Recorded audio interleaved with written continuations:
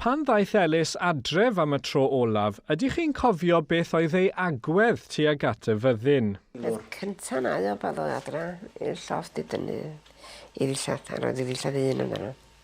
Wel, chi mon yn ydyn tan y diwrnod bod o'n mynd i ffwr. Im golwg anna. Na ddau o ddim dweud wrthon ni bod o na doedd o ddim yn licio na cadw dim sŵn a dangos bod nhw fe hiraeth na'n byd. A dwi'n siŵr o hynny, ynde. Neu fysa hynny'n poeni ni'n fwy yn besa.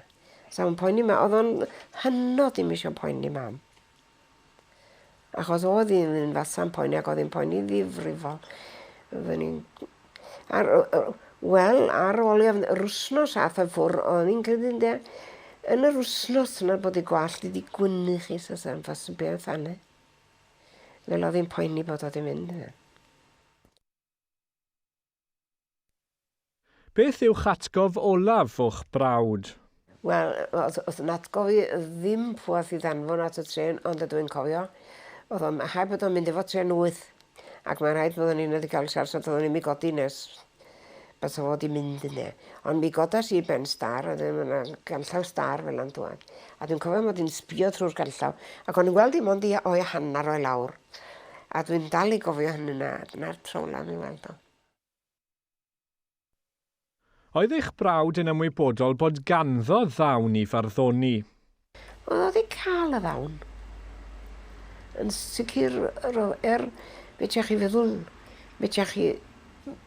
fedrwch chi ddim rhoi gwybodaeth, oni bai bod chi yn llyncu'r wybodaeth yno. Mae bod yna rhywbeth yno chi yn derbyn y wybodaeth yno. Ac roedd y peth nhw yn sicr o fod yno fo.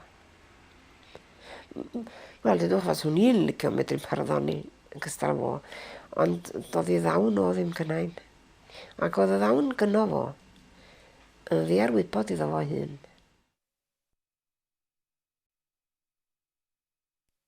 Ydy'n wir oedd ar led yn y pentref bod eich brawd wedi cael ei ladd? Na, ddim, ni glwyd am ni gynta, o'na rhyw rai yn y pentra di glwyd. Llythydd o ffordd rhywun oedd yn gwybod yn dano yn Ffrainc, yn gwybod lle roedd ond a dweud bod o wedi golli.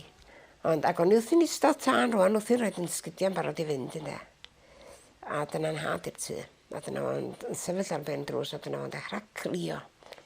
Ac oedd yn gwybod bod rhywbeth mawr yn wedi dechrau yn bywyd byth rhywbeth wedi gweld nad yn crio. A dyna'r ffordd i ni wybod amdano'r peth. Tro gynta, ond o gyd, fe ti'n ei bod yn berffaith siŵr bod y peth yn wir. Wedyn mi, oedd yr ddyrnodia, mae'n dipyn o ddyrnodia ar ôl hynny, mi ddoth yna newydd swyddogol. Wedyn, lythyr o'r War Office i ddweud, nad oedd o ddim wedi golli. Wel, yna'r wenydd mawr gyda ni wedyn am ddyrnodia. Ond fel oedd yr amser yn ymlaen o mam yn gwybod, ond am llythyr yn dod ar wrth Elis yna. A fel llythyr yn dod yn regular bob wsnos. Wedyn, mi ddodd llythyr yn swyddogol, dwi'n cofio'n iawn y llythyr yn dod, pwy oedd yn dod â fo, rhyw ennaeth o'r pentra oedd yn bosman ar y pryd, a hi ddodd ar llythyr swyddogol i ddweud. Ond oedd mam wedi beth mae'r byn hyn, di bod lonni erbyn hyn yn gwybod, mae dyna be fasa'n da. Ydy'n wir na fu'r teulu yn eisteddfod Penbedw, sef eisteddfod y Gader Ddu? Wel, o'n adeulu yn eisteddfod oedd. Yn deulu, ond, wel, mam i meddynas oedd yn licio mynd ymlaen lawar, doedd i ddim yn den a nad chwaith yn den. Oedd yna gefndar i mam, Roland Wyn, oedd fo yn fardd. Da iawn o fyd, chwarae teg. Ond oedd o yno a'i fam.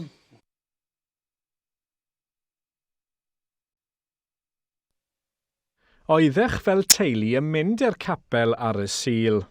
Oedd o'n mynd i capel lawar yn meddwl rwan, dwi'n meddwl, fel hynna'n byd ydw i'n mynd, mwya'm byd ydw i'n meddwl am y Sul. Oedd neb yn dweud bod yna neb yn gorfodi ni rioed fynd i capel. Ond oedd o'n mynd mor hwylus a dos o'n i'n chwthu.